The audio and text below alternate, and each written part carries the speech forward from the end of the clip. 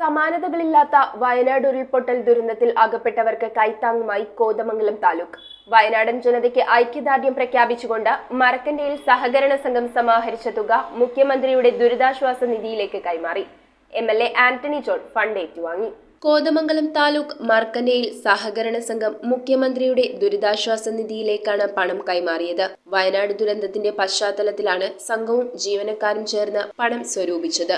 സർക്കാരിനു വേണ്ടി Kothamangalam MLA Antony John തുക ഏറ്റുവാങ്ങി. സംഘം president Johnny VV, vice president KM Pareem, secretary KS Manoj, മറ്റ് ഭരണസമിതി അംഗങ്ങളും ജീവനക്കാരും സന്നിഹിതരായിരുന്നു. സഹായങ്ങൾ ലോകത്തിന്റെ എല്ലാ മേഖലയിൽ നിന്നും വയനാടിന്റെ ദുരിതാശ്വാസവുമായി ബന്ധപ്പെട്ടുകൊണ്ടിപ്പോൾ ലഭിച്ചുകൊണ്ടിരിക്കുകയാണ്. അതിൽ തന്നെ കേരളത്തിലെ സഹകരണ മേഖല ഒരു നിർണായകമായ പങ്ക് വഹിക്കുന്നുണ്ട്. News bureau, Kothamangalam.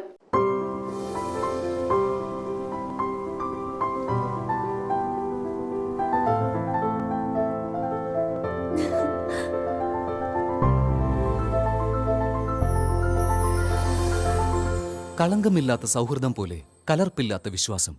കല്ലൻസ് ജ്വല്ലറി.